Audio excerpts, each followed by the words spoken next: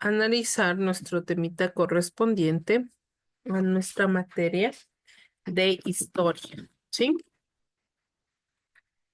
Que me Buenas confirmes. tardes, licenciada.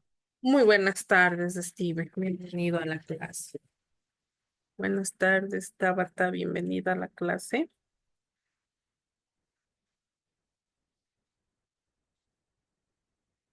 Ya.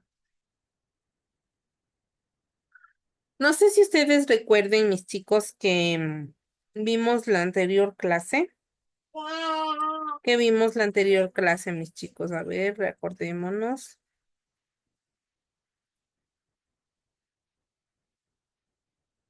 No, no me acuerdo, Liz. Ya, vamos a refrescar un poquito la memoria, ya que nosotros ya se nos avecina unos exámenes y tenemos que estar otra vez previstos, ya que tuvimos un periodo largo, ¿no es cierto? Para los colegios y universidades e ideas. Junto a la religión, la educación fue un instrumento de implantación de la cultura española en América para cumplir con este fin. La educación colonial tuvo las siguientes características, ¿sí? Primero era el elitismo, ¿sí? Para destinarlos al privilegio de gobernar solo los españoles y los blancos criollos de sangre pura y en cierta medida la nobleza indígena tenía acceso a la educación. También nos hablaba, chicos, sobre las castas. Las castas generalmente recibían solo las primeras letras, que era la religión e instrucciones para oficios manuales y agrícolas, ¿sí? En escuelas parroquiales, misionales, ¿sí? Conventuales y algunos exclusivas para indígenas, ¿sí? Un momentito. ¿Ya? También había el dogmatismo y el absolutismo, ¿sí? Un momento. Ya. Ya, el- El dogmatismo y el absolutismo. Los contenidos eran, chicos, recuerden que eran impuestos desde las metrópolis, ¿sí?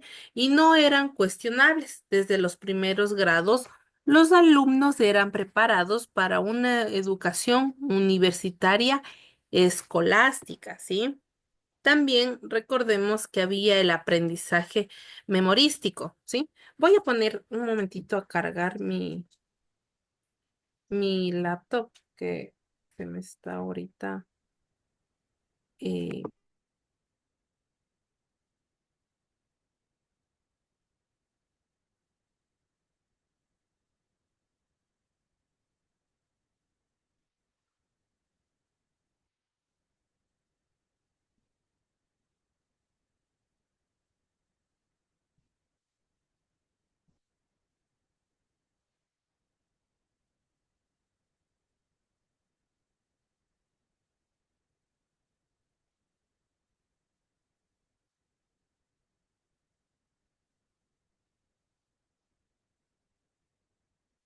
No te juro que tanta mierda voy a hablar aquí.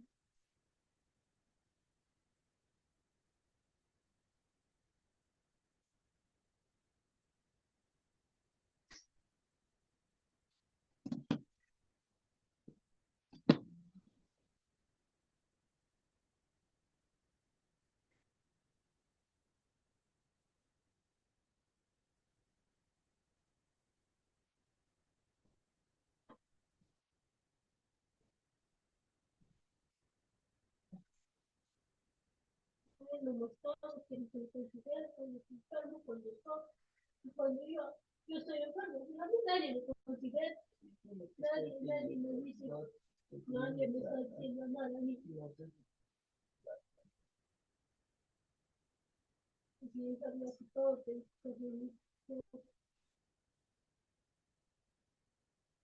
están quiero que lo maten, ni nada, se le hace como que se lo, no tiene ni miedo, con eso nunca más se vuelve a escuchar, por estar a veces me concentro en mi mamá y en mí.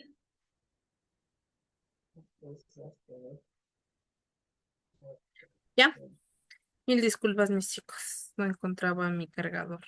¿Ya?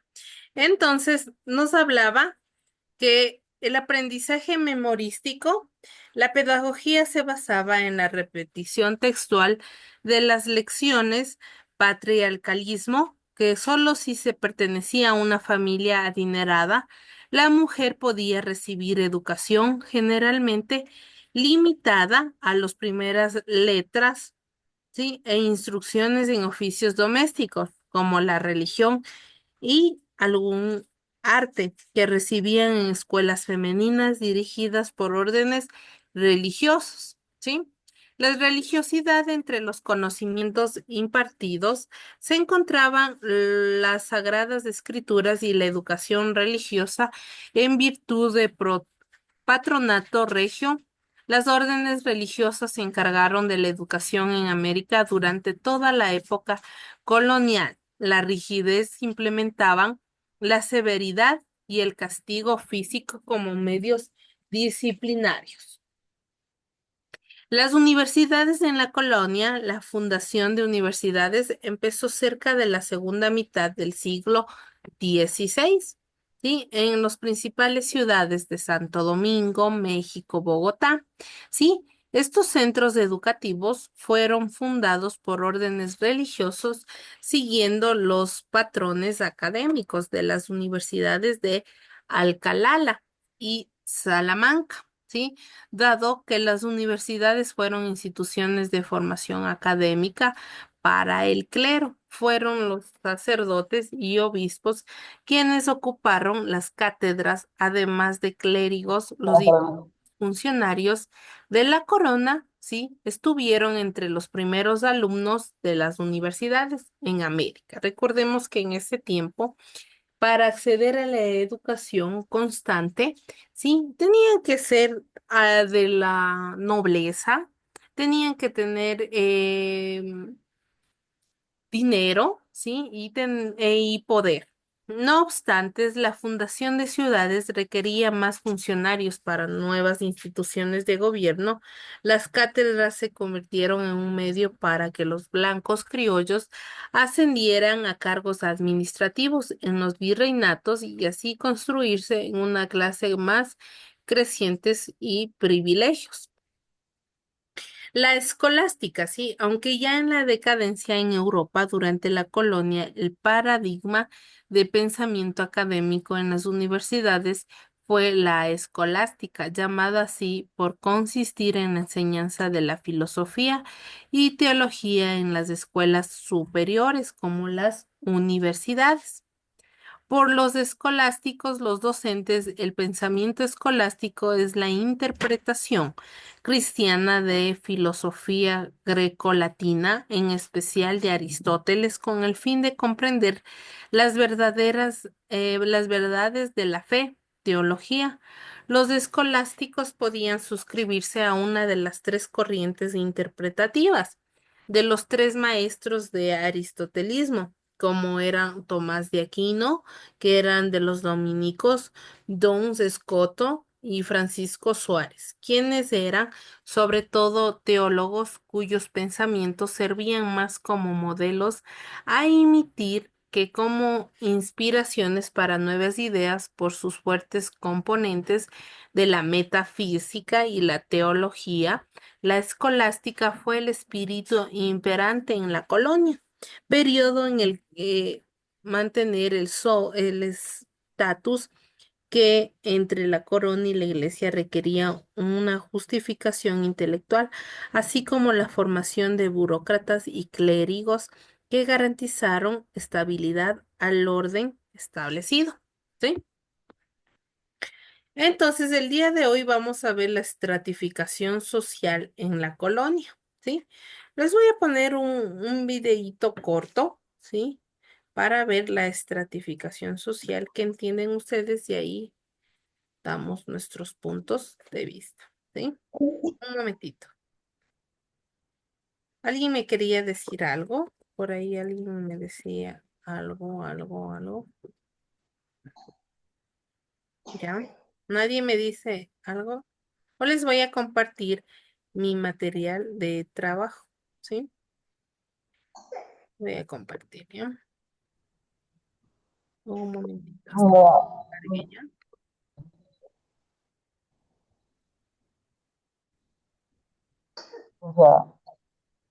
¿Alguien está con el audio prendido o algo? Ya. Me ayudan con la lectura, ¿ya? Vamos a leer. Me avisan si se está observando, ¿sí?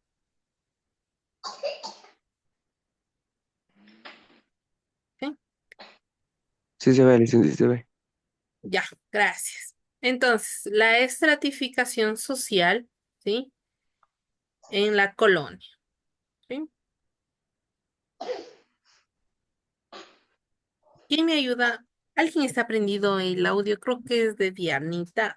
No sé si podemos apagar, por favor, el audio.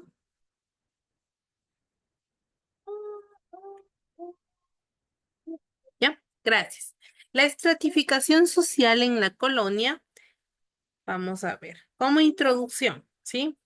Las actividades económicas, educativas y artísticas en la colonia tuvieron como finalidad el dominio de un grupo social sobre los demás, ¿sí? Cada grupo tenía sus prohibiciones y sus limitaciones, excepto el dominante español, que detentaba de poder político y económico, ¿sí? También se habla sobre la estratificación social. Da cuenta de la desigualdad de ubicación de grupos dentro de una sociedad, así como la de los individuos dentro de cada grupo.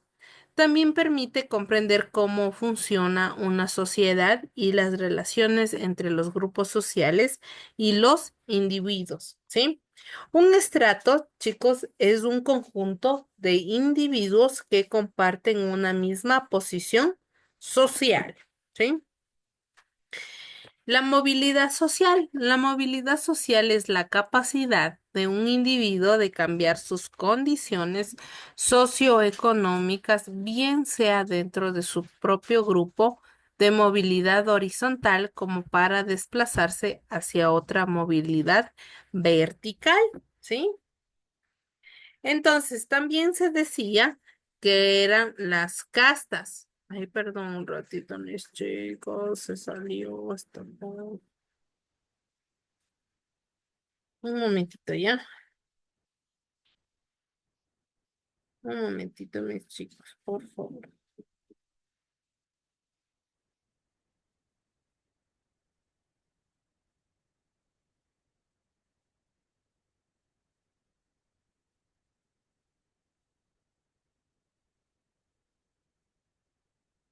Voy a volver a compartir ya. Ay, Dios mío. A ver.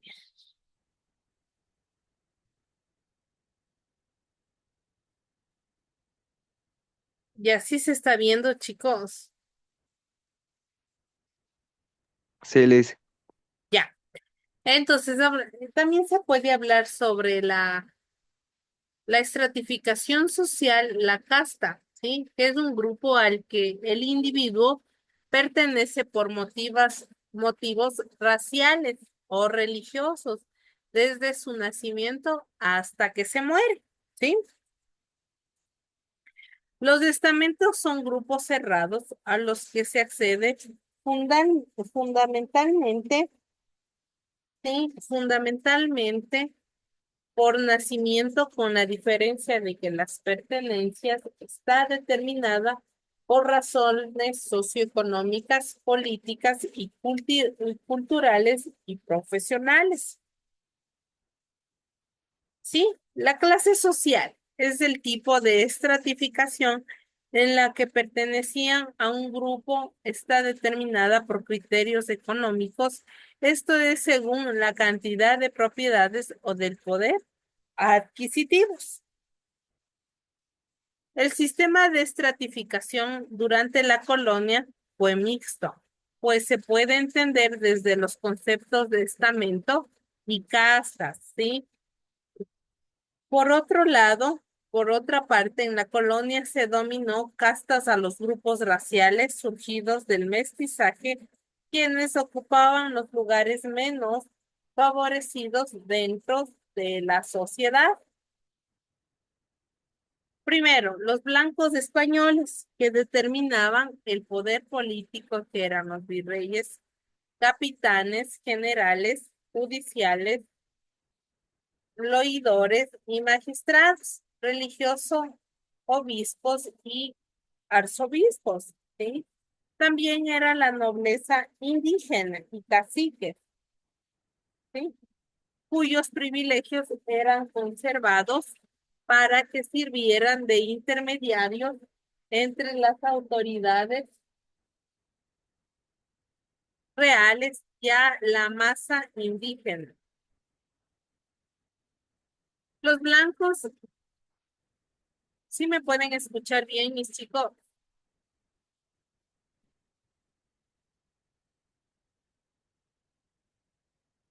Sí, Lice, sí.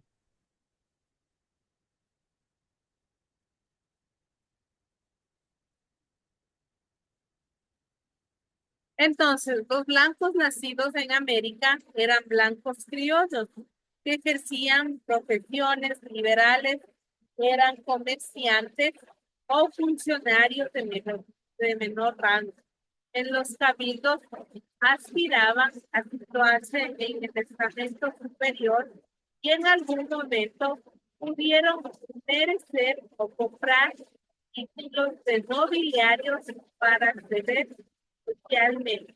Espérenme un momento, mis chicos, ¿ya?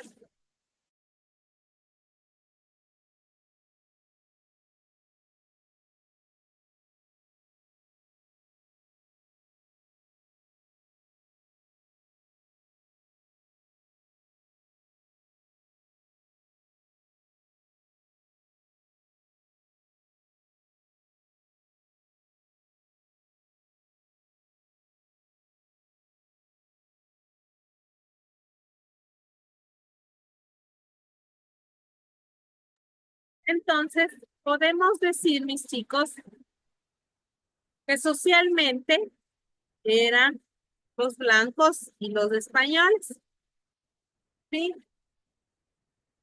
La gente sin capacidad económica explotados por los estamentos superiores constituían el grueso de la población en la colonia. En este había un orden jerárquico de castas, como eran españoles pobres, masas indígenas, mestizos, mulatos, zambos y negros, ¿sí? ¿Ya? Entonces nosotros podemos ver la estratificación social, cómo se ha ido caracterizando, ¿sí? También se dice que es una cúspide de esta pirámide social que se encontraban los peninsulares, aquellos nacidos en España que ocupaban los cargos más altos en la administración colonial y controlaban los recursos más valiosos, ¿sí? A continuación estaban los criollos, quienes, aunque eran de ascendencia europea, ¿sí? No tenían el mismo ascenso a los poderes del Estado y las posiciones más privilegiadas dentro de la administración colonial, ¿sí? Sin embargo, los criollos fueron una clase que se fue consolidando con el tiempo, desarrollando una identidad propia y eventualmente un sentimiento de descontento hacia la dominación peninsular, lo que desempeñó un papel crucial en los movimientos independentistas, ¿sí? Entonces, por debajo de los peninsulares y los criollos se encontraban los mestizos, una categoría social que si bien estaba conformada por individuos de ascendencia mixta, indígena y europea, varió en su estatus dependiendo del grado de blanqueamiento o de cercanía con los ideales de los colonizadores, ¿sí?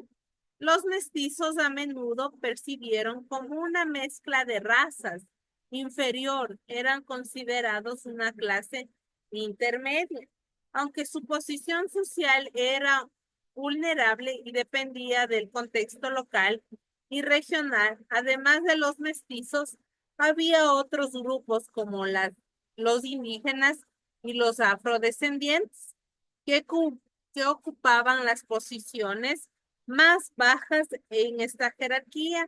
Los pueblos indígenas sometidos a trabajos forzados, tributos y conversiones religiosas fueron despojados de sus tiendas y recursos, y su acceso a los derechos civiles fue severamente restringido. Los africanos traídos como esclavos para trabajar en las plantaciones y en las minas vivían en condiciones de extremadamente explotación y carecían de la mayoría de los derechos básicos, ¿sí? Vamos a ver un videito pequeñito sobre la estratificación social de la colonia, ¿sí? Un momentito, ¿sí?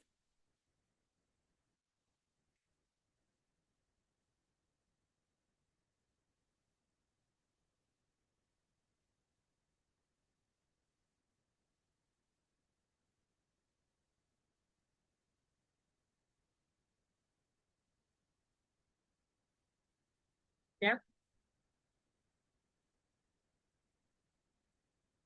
Me avisan si se puede escuchar.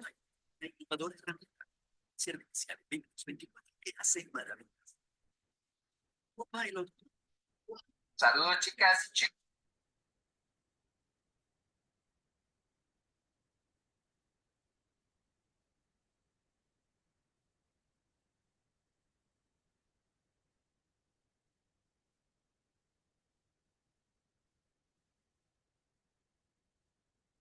Ya.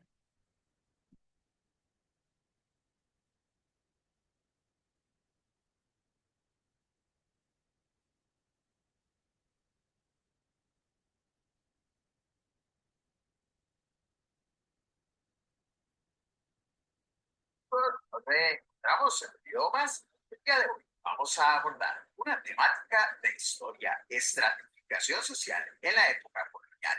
Vamos a iniciar en el Bob, más tarde llamado América. La estratificación social respondía a una razón de sangre. Decían los españoles que si la sangre era limpia, iban en el primer grupo. Por ejemplo, los españoles y criollos, la mezcla de sangre, iban en un segundo grupo. Por ejemplo, negros, mestizos y blancos eran los principales grupos no hispanos. El sistema de castas sirve para describir, entender y representar la sociedad colonial latinoamericana, un sistema jerárquico racial basado en una clasificación según la proporción de sangre española. Los grupos étnicos dentro de la sociedad colonial son los siguientes: españoles o peninsulares eran los europeos que vinieron a conquistar y colonizar los territorios en América. Se caracterizaron por fueron Ecuador, para España, México recibieron el calificativo de enganchadores.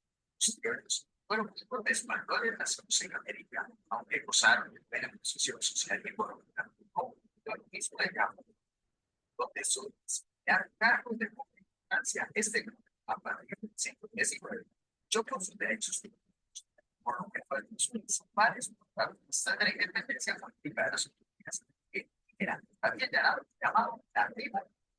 Es el primer habitante de las tierras americanas, los mestizos, mayoritarios de la sociedad mundial, eran el resultado de la indígena española.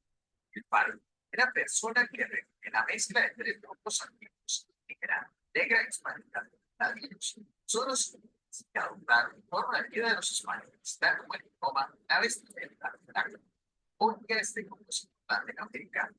¿Sabe? Ese tipo de inmigrante negro, regulando ese tipo de negro, de blanca, viceversa, y negro, son las personas traídas, traficaron en condiciones de esclavos, también otros nacieron en el americano.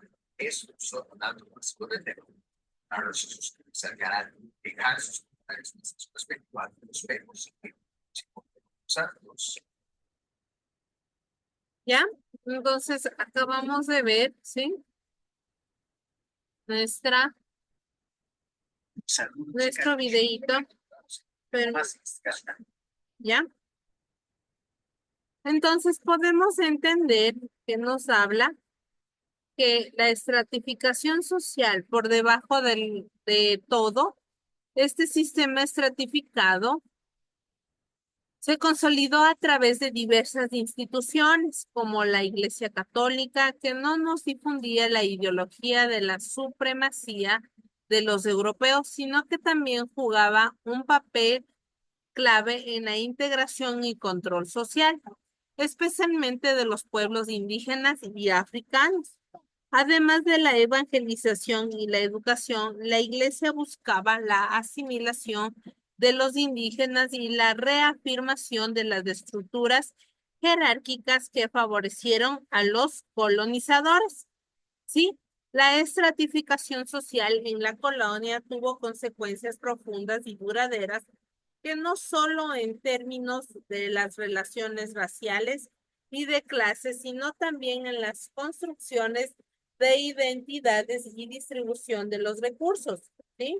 Entonces, hoy en día el legado de la estratificación social de la colonia sigue presente en las sociedades, chicos, latinoamericanas, a menudo manifestándose en las persistencias de la dispariación socioeconómicas, raciales y de acceso a los derechos fundamentales, ¿sí?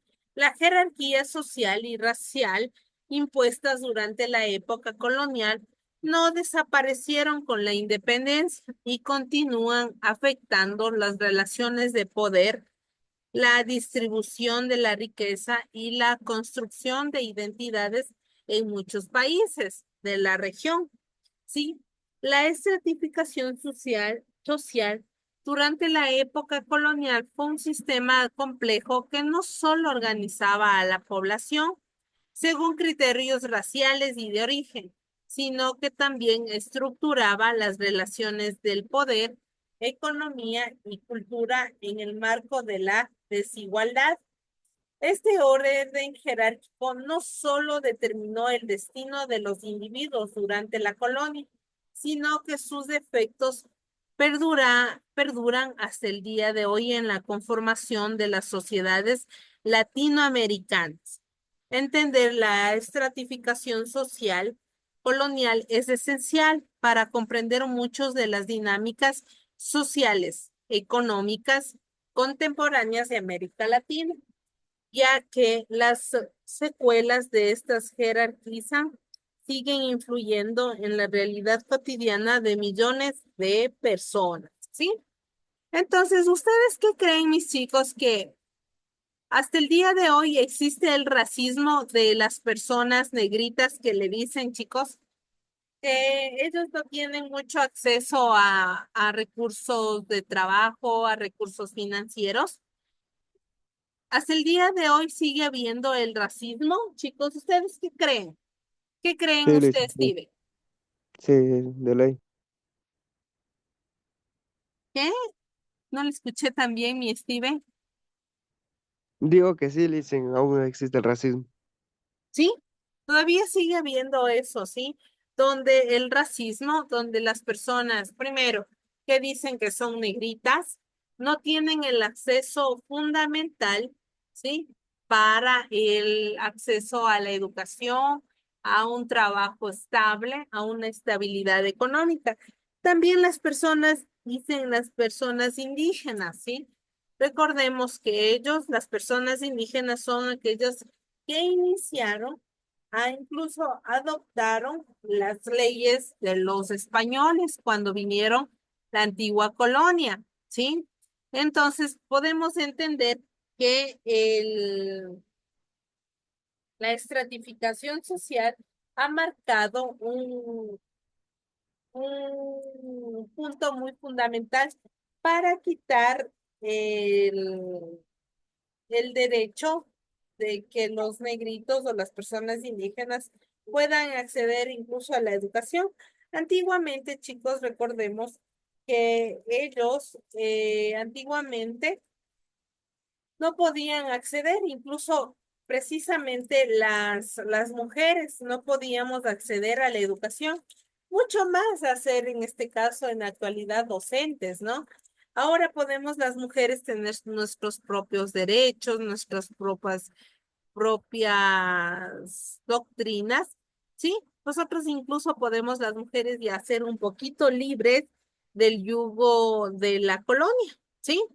Ya podemos nosotros hacer que la vida social de las personas, tanto negritas como indígenas o las mujeres, ya tengamos ahora derechos. Recordemos que en otros países se practica todavía el racismo, pero ahora ya es penado, mis chicos, ¿sí? Mucho cuidado al momento de ser racista con alguna persona que usted piense que no tiene derechos. Pues ahora todas las personas tenemos derecho primero a la vida, después derecho al trabajo, derecho a la salud, derecho a los bienes públicos, en sí, a todo, ¿sí? Sin, per- sin perder la cultura, sin perder los hábitos, incluso nuestros valores, ¿sí? Hasta aquí alguna pregunta, mis chicos, ¿está todo entendido? Sí, Sí, Liz, está todo entendido. ya. Vamos, como está todo entendido, vamos a proceder a hablar sobre la tareita, ¿sí? Nosotros vamos a ver, a escribir o qué significa estratificación social. En nuestro material de trabajo va a estar, usted puede copiar o investigar qué significa estratificación social en la colonia, ¿sí?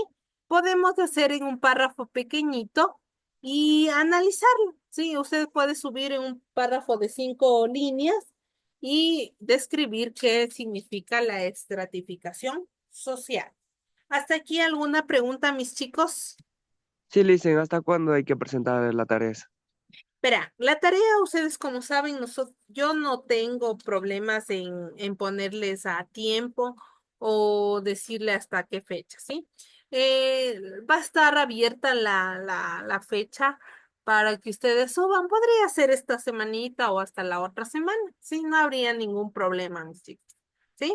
Ustedes saben que no me gusta ser esa docente que diga, a ver, me tiene que mandar tal día para poder